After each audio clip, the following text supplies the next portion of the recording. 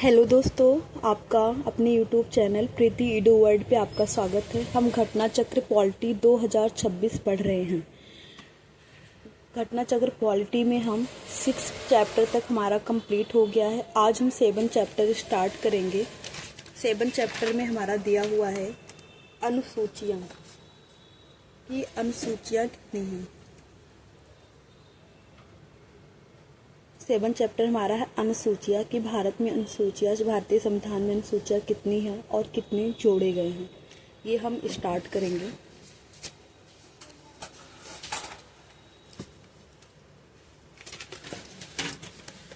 इसके पहले हम थोड़ा सा नोट्स पढ़ेंगे इसके नोट्स में क्या दिया हुआ है।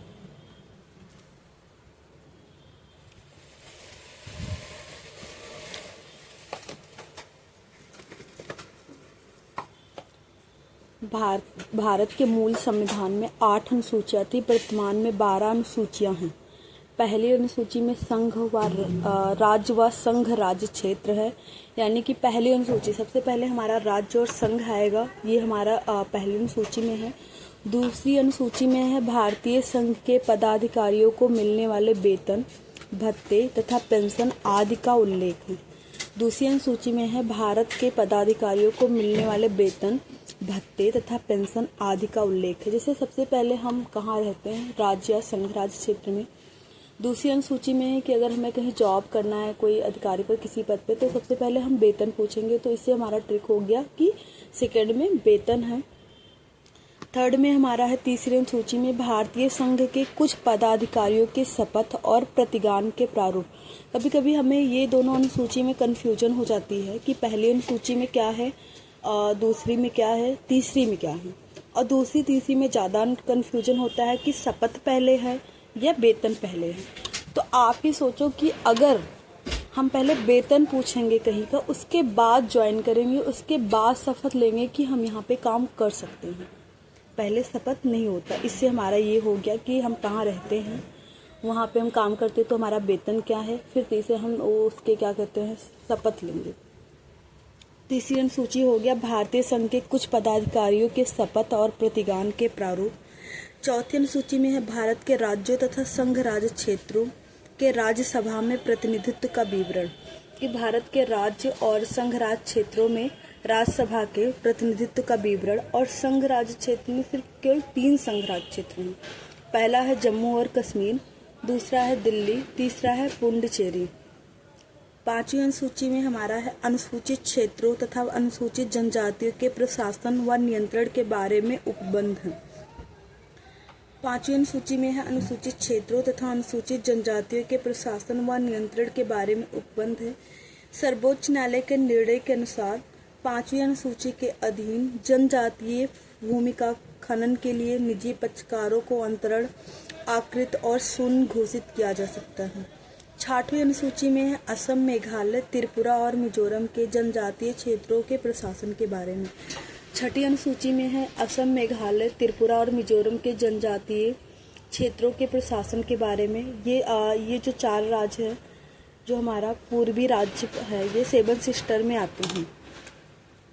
असम, मेघालय, त्रिपुरा और मिजोरम के जनजातियों के बारे में कहा गया है। 5वीं अनुसूची में अनुसूचित क्षेत्र तथा अनुसूचित जनजातियों के प्रशासन व नियंत्रण के बारे में। 7वीं अनुसूची में हमारा है केंद्र और राज्य के बीच शक्तियों का विभाजन। इसमें 3 सूचियां हैं, संघ सूची, राज्य सूची और समवर्ती सूची। संघ सूची, राज्य सूची और समवर्ती सूची। संघ सूची में केवल केंद्र कानून बना सकता है, राज्य सूची में केवल राज्य कानून बना सकता है, समवर्ती सूची में केंद्र और राज्य दोनों कानून बना सकता है। अगर दोनों में मतभेद हो, केंद्र अपना अलग रखे और राज्य अपना अलग रखे, तो केंद्र का ही मत जो है प्रभावी माना जाएगा।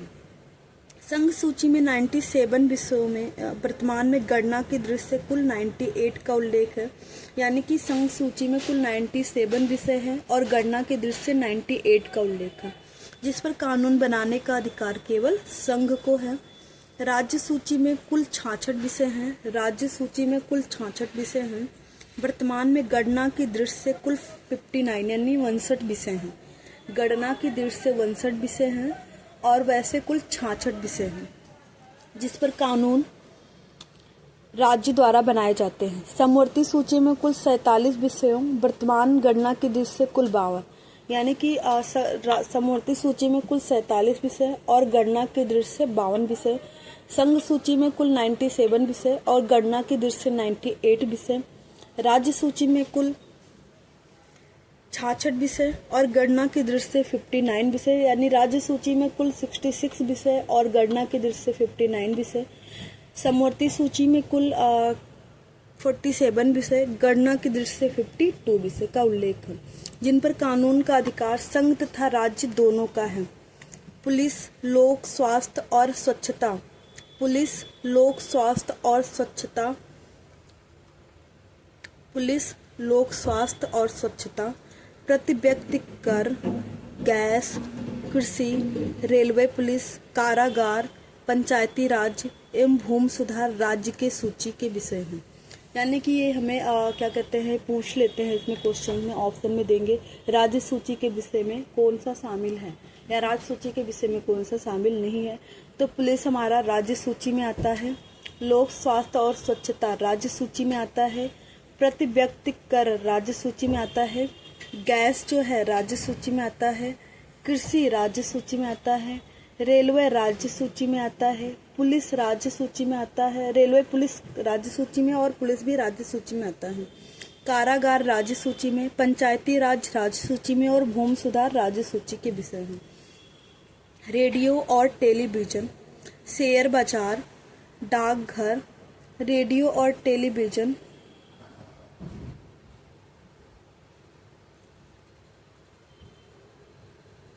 रेडियो और टेलीविजन, शेयर बाजार, डाकघर, बचत बैंक, जनगणना, बैंकिंग, बीमा, रक्षा, रेलवे एवं निगम कर संघ सूची के विषय हैं। रेडियो और टेलीविजन, शेयर बाजार, डाकघर, बचत बैंक, जनगणना, बैंकिंग, बीमा, रक्षा, रेलवे एवं निगम कर संघ सूची के विषय हैं।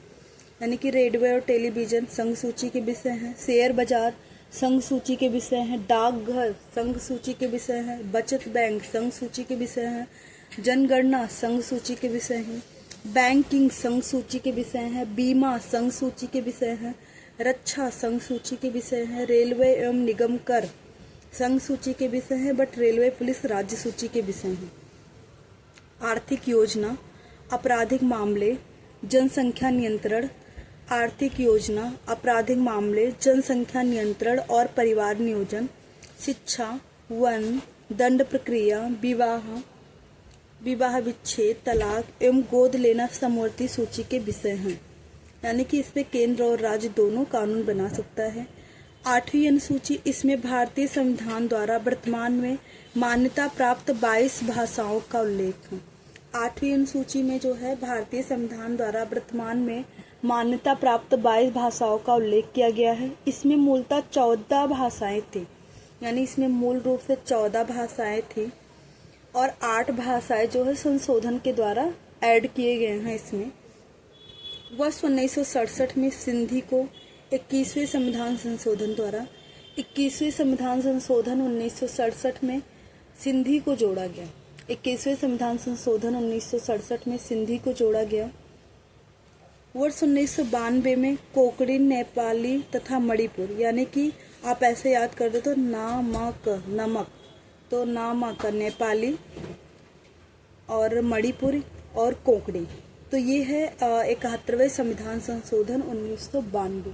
यानी कि 21वें संविधान संशोधन 1968 में सिंधी को जोड़ा गया है और 71वें संविधान संशोधन 1992 में नमक यानी कि नेपाली, मणिपुर और कोंकणी को जोड़ा गया। आप इसको 71वें संविधान संशोधन आप नमक से ट्रिक याद कर सकते हो, नमक यानी नेपाली, माँ मणिपुर का कोंकणी।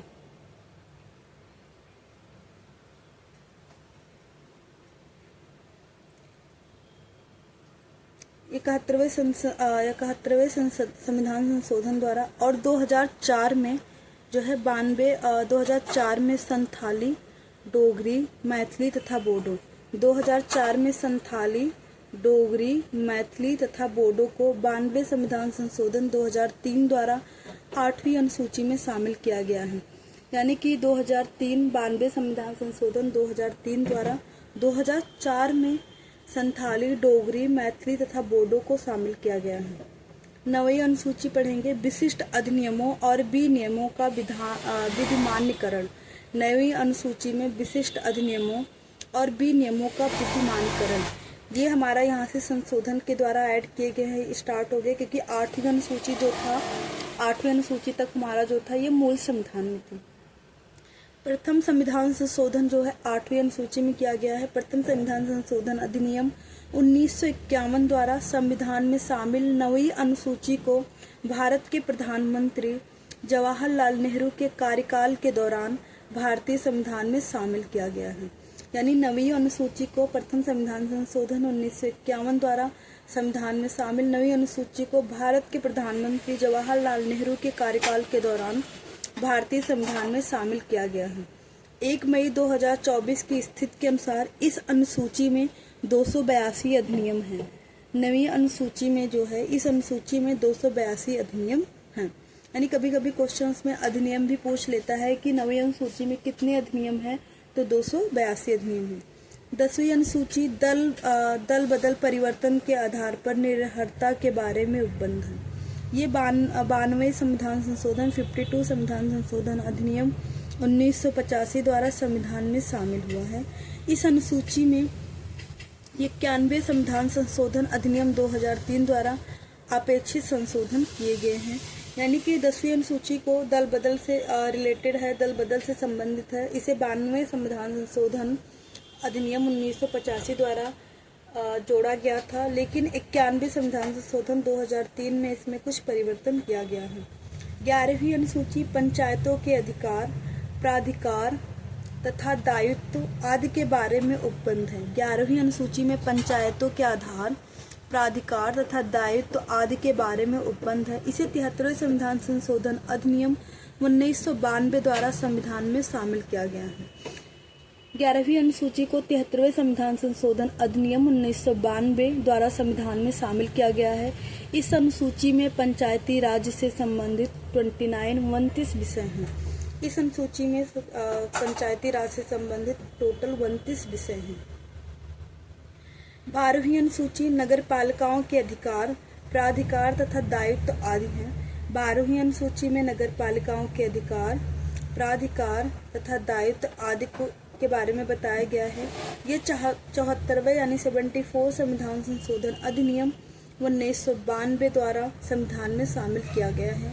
इसमें शहरी स्थानीय निकाय से संबंधित टोटल 18 विषय हैं। पंचायत में 29 विषय हैं और क्या कहते हैं, नगर पालिका में 18 विषय हैं। अब हम इसके क्वेश्चंस देखेंगे। भारतीय संविधान में कुल अनुसूचियां हैं 12, 16, 10, 8। अगर पूछता भारतीय संविधान में या मूल भारतीय संविधान में कुल कितनी अनुसूचियां हैं, तो हम 8 लगाते हैं, लेकिन इसमें मूल की बात नहीं की गई है तो हम 12 लगाएंगे, क्योंकि टोटल हमारी 12 अनुसूचियां हैं। अगर इसमें 12 ऑप्शन में नहीं होता तब भी पूछता भारतीय संविधान में कुल अनुसूचियां हैं, तो हम 8 लगाते कि 8 अनुसूचियां हैं। भारतीय संविधान में कुल 12 अनुसूचियां हैं। मूलतः संविधान में 8 अनुसूचियां थी। कालांतर में संविधान संशोधन द्वारा 9वीं, 10वीं, 11वीं और 12वीं अनुसूचियों को संविधान में शामिल किया गया है। 9वीं अनुसूची को पहला संविधान संशोधन 1951 द्वारा और 10वीं अनुसूची को 92वें संविधान संशोधन 1985 द्वारा, 11वीं अनुसूची को 73वें संविधान संशोधन 1992 द्वारा और 12वीं अनुसूची को 74वें संविधान संशोधन 1992 द्वारा जोड़ा गया है। क्वेश्चन नंबर हमारा 2 है। भारतीय संविधान में 9 अनुसूचियां हैं, 12 अनुसूचियां हैं, 10 अनुसूचियां हैं, 11 अनुसूचियां हैं। तो इसका ऑप्शन हमारा बी सही होगा कि 12 अनुसूचियां हैं। क्वेश्चन नंबर 3 हमारा है, निम्नलिखित पर विचार कीजिए। भारत के संविधान में 20 भाग हैं। नहीं, क्योंकि भारत के संविधान में 22 भाग है, इसलिए ये गलत हो गया।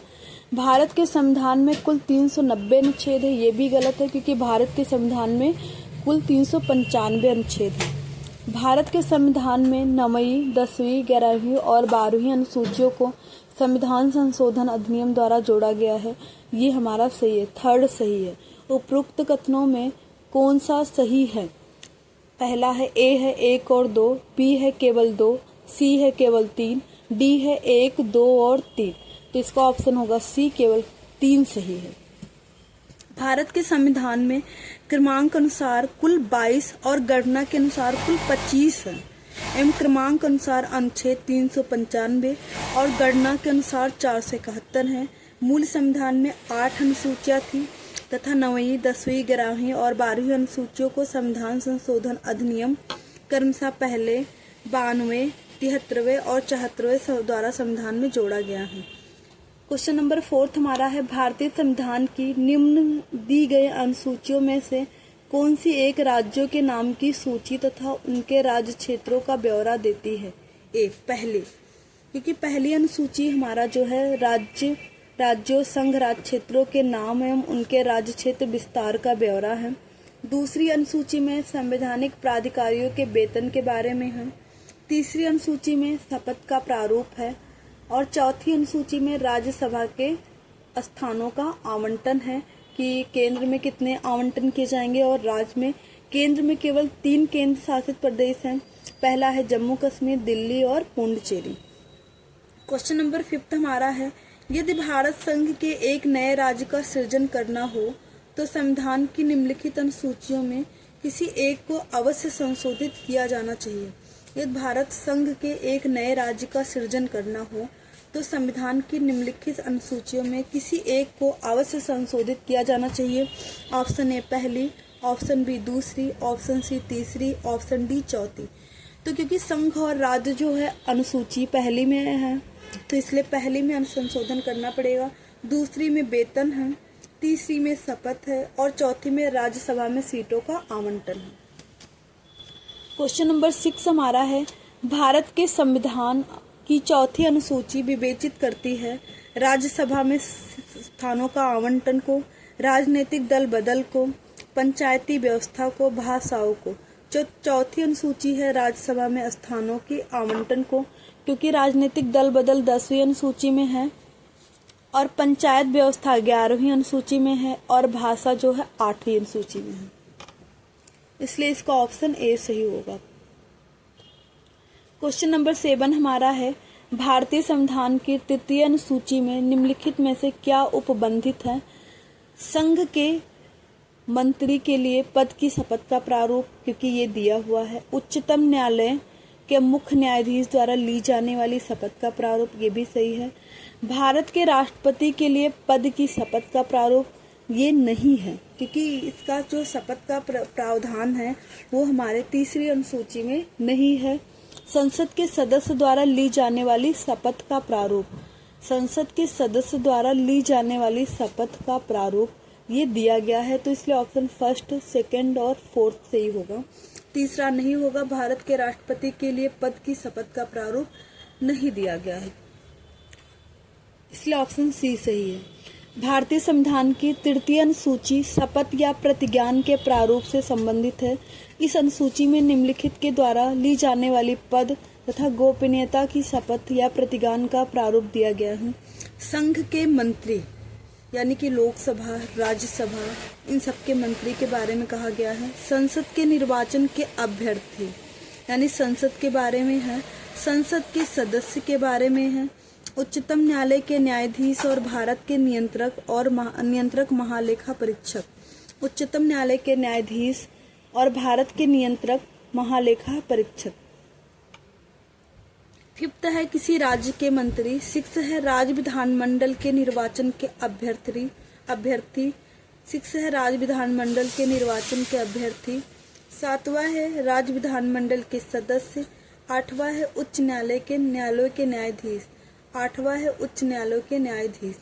भारत के राष्ट्रपति द्वारा ली जाने वाली शपथ या प्रतिज्ञान का प्रारूप संविधान के अनुच्छेद 60 में दिया गया है, न कि तृतीय अनुसूची में। भारत के राष्ट्रपति द्वारा ली जाने वाली शपथ या प्रतिज्ञान का प्रारूप संविधान के अनुच्छेद 60 में दिया गया है, इसलिए तीसरी अनुसूची में नहीं आ सकता है। इसमें संघ के मंत्री, संसद के निर्वाचन के अभ्यर्थी, संसद के सदस्य, उच्चतम न्यायालय के न्यायाधीश और भारत के नियंत्रक और महालेखा परीक्षक किसी राज्य के मंत्री, राज्य विधानमंडल के निर्वाचन के अभ्यर्थी, राज्य विधानमंडल के सदस्य, उच्च न्यायालय के न्यायाधीश। क्वेश्चन नंबर 8 हमारा है, सूची फर्स्ट को सूची सेकंड से सुमेलित कीजिए तथा सूचियों के नीचे दिए गए कोड से सही उत्तर का चयन कीजिए। सूची फर्स्ट हमारा है और सूची फर्स्ट में अनुसूची है, सूची सेकंड में विषय है। तृतीय अनुसूची में शपथ दिया गया है तो इसका ए का 2 होगा, शपथ या प्रतिज्ञान के प्रारूप। चतुर्थ अनुसूची में है राज्यसभा में सीटों का आवंटन है।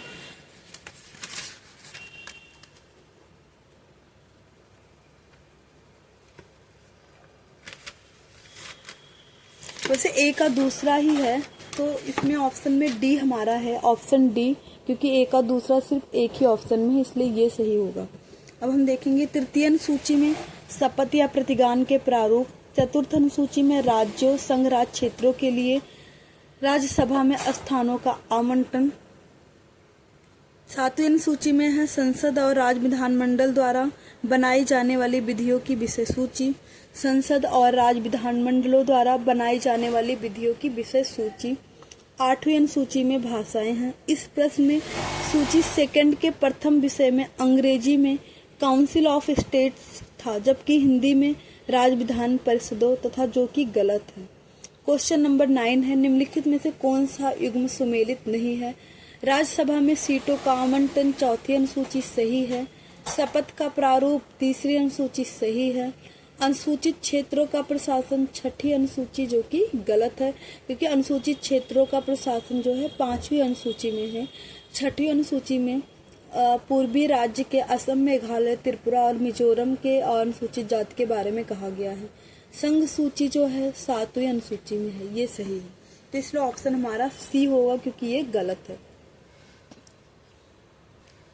अनुसूचित क्षेत्रों एवं अनुसूचित जातियों के प्रशासन एवं नियंत्रण से संबंधित प्रावधान 5वीं अनुसूची में है, न कि छठी में। छठी अनुसूची असम, मेघालय, त्रिपुरा और मिजोरम राज्यों के जनजाति क्षेत्रों के प्रशासन से संबंधित है, न कि सामान्य अनुसूचित क्षेत्रों से।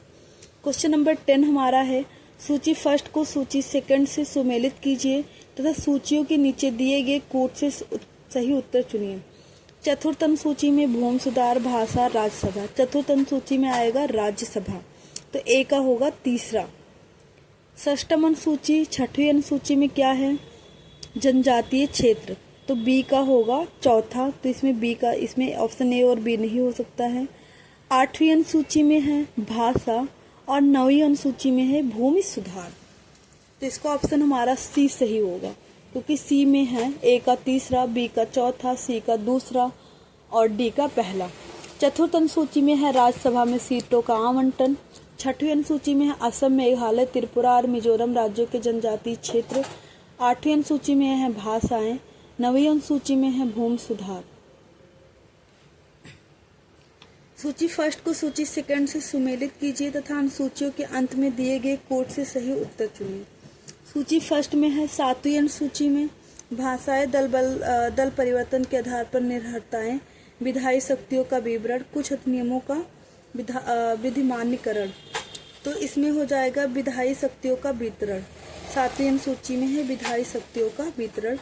8वीं अनुसूची में है भाषा, यानी कि ए का होगा तीसरा, ए ऑप्शन में भी है और सी ऑप्शन में भी है। 8वीं अनुसूची भाषाएं, बी का पहला होगा, बी का पहला भी दिया है इसमें।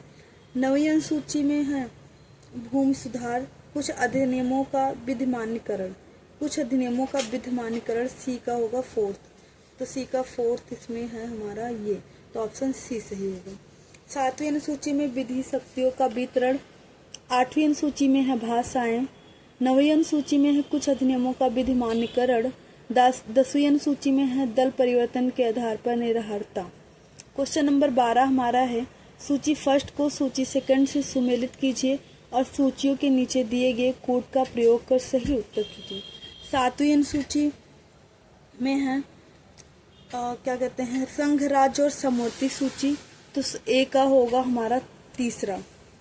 8वीं अनुसूची में भाषा है, बी का पहला। 9वीं अनुसूची में जो है हमारा कुछ अधिनियमों और विनियमों का सत्यापन, 10वीं अनुसूची में है दल बदल के आधार पर अयोग्यता, यानी कि डी का होगा दूसरा। अब डी का दूसरा हमने देखा है, तो इस ऑप्शन में डी का दूसरा सिर्फ ऑप्शन बी में है, तो इसलिए ऑप्शन बी सही होगा। देखते हैं 7वीं अनुसूची संघ राज्य और समवर्ती सूची, 8वीं अनुसूची भाषा, 9वीं अनुसूची कुछ अधिनियमों और विनियमों का विधिमान्यकरण और सत्यापन, 10वीं अनुसूची है दल बदल के आधार पर अयोग्यता। क्वेश्चन नंबर 3 है निम्न युग्मों में से कौन सा युग्म संविधान की अनुसूची विषय सही सुमेलित नहीं है। तीसरी अनुसूची शपथ या प्रतिज्ञान के प्रारूप सही है। 10वीं अनुसूची दल परिवर्तन के आधार पर निरर्हता सही है। 8वीं अनुसूची भाषाएं सही है। 9वीं अनुसूची राज्यसभा में स्थानों का आवंटन, जो कि गलत है क्योंकि राज्यसभा में स्थानों का आवंटन 4थी अनुसूची में है। 9वीं अनुसूची में भूमि सुधार है, इसलिए ऑप्शन हमारा डी होगा। तीसरी अनुसूची शपथ या प्रतिज्ञान के प्रारूप, 10वीं अनुसूची दल परिवर्तन के आधार पर निरर्हता संबंधी उपबंध, 8वीं अनुसूची में भाषाएं, 9वीं अनुसूची में विशिष्ट अधिनियमों विनियमों का विधिमानकरण, 4थी अनुसूची राज्यसभा में स्थानों का आवंटन।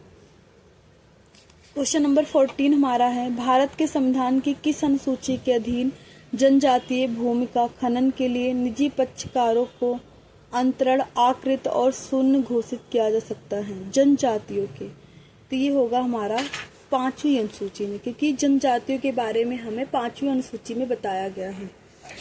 वर्ष 1997 में उच्चतम न्यायालय की 3 सदस्यीय पीठ के समता बनाम आंध्र प्रदेश राज्य एवं अन्य के बाद में निर्णय देते हुए कहा था कि जनजातीय भूमि को राज्य सरकार या उसकी एजेंसी द्वारा निजी खनन कंपनियों को पट्टे पर दिया जाना संविधान की 5वीं अनुसूची के तहत आकृत और शून्य घोषित होगा। क्वेश्चन नंबर 15 है किसी विशिष्ट क्षेत्र को भारत के संविधान की 5वीं अनुसूची के अधीन लाया जाए तो निम्नलिखित कथनों में से कौन सा एक इसके परिणाम का सर्वोत्तम रूप से प्रतिबिंबित करता है। इससे जनजातीय लोगों की जमीरें गैर जनजातीय लोगों को अंतरित करने पर रोक लगेगी। इससे उस क्षेत्र में एक स्थानीय स्वास्थ्य निकाय का सृजन होगा। इससे वह क्षेत्र संघ राज्य क्षेत्र में बदल जाएगा। जिस राज्य के पास ऐसे क्षेत्र होंगे उसे विशिष्ट कोटि का राज्य घोषित किया जाएगा। तो इसका ऑप्शन हमारा ए है। संविधान की 5वीं अनुसूची में असम, मेघालय, त्रिपुरा और मिजोरम से भिन्न भारत के राज्यों के अनुसूचित क्षेत्रों, अनुसूचित जनजातियों के प्रशासन और नियंत्रण के बारे में प्रावधान किए गए हैं। इसके पैरा 6 के तहत किसी क्षेत्र को अनुसूचित क्षेत्र घोषित करने की शक्ति राष्ट्रपति को दी गई है। साथ ही राष्ट्रपति किसी अनुसूचित क्षेत्र का दर्जा समाप्त कर सकता है या उसकी सीमाओं में परिवर्तन कर सकता है। वह किसी राज्य के राज्यपाल से परामर्श करके उस राज्य के अनुसूचित क्षेत्र की सीमा को बढ़ा भी सकता है।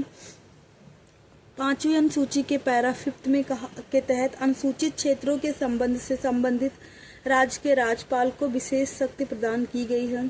इसके तहत उसे विनियम द्वारा ऐसे क्षेत्रों को अनुसूचित जनजातियों के सदस्यों द्वारा या उनके भूमि अंतरण का प्रतिषेध या निबंधन कर सकने और ऐसे क्षेत्र की जनजातियों को भूमि के आवंटन का भी नियमन कर सकने की शक्ति प्राप्त है।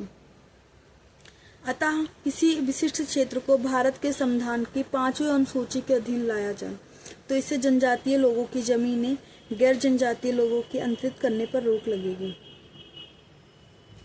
क्वेश्चन नंबर 16 हमारा है 5वीं अनुसूची के किस विशिष्ट समूह के लोगों के शासन और हितों की सुरक्षा से संबंधित है। तो इसमें है अनुसूचित जनजाति। भारतीय संविधान की 5वीं अनुसूची में अनुसूचित जनजाति के लोगों के शासन और हितों के सुरक्षा से संबंधित है। 5वीं अनुसूची के अंतर्गत अनुसूचित क्षेत्रों तथा अनुसूचित जनजातियों के प्रशासन और नियंत्रण के बारे में उपबंध किए गए हैं। क्वेश्चन नंबर 17 हमारा है भारत के संविधान की किस अनुसूची में विभिन्न राज्यों में अनुसूचित क्षेत्रों के प्रशासन और नियंत्रण के बारे में विशेष उपबंध है। तो ये 5वीं अनुसूची में है, तो ऑप्शन बी सही होगा। तीसरी में शपथ है। 7वीं में सूची है संघ राज्य और समवर्ती। 9वीं अनुसूची में भूमि सुधार है।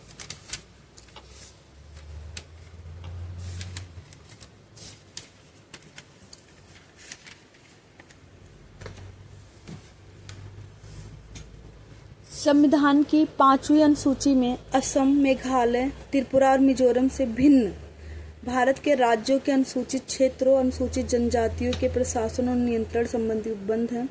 असम, मेघालय, त्रिपुरा तथा मिजोरम राज्यों के जनजातीय क्षेत्रों के प्रशासन के बारे में उपबंध 66वीं अनुसूची में है।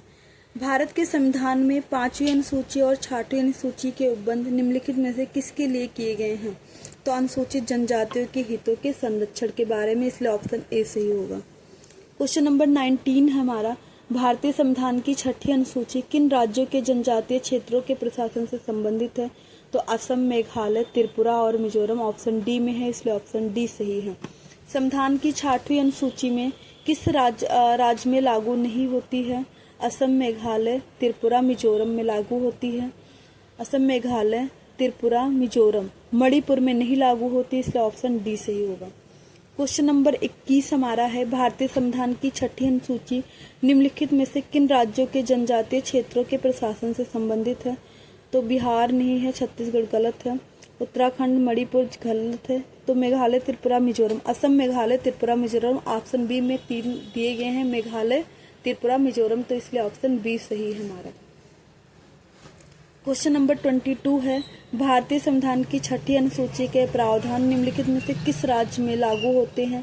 असम में लागू होते हैं, असम नहीं दिया गया, असम, मेघालय, त्रिपुरा, मिजोरम, तो ऑप्शन ए है त्रिपुरा, तो ऑप्शन ए सही है हमारा।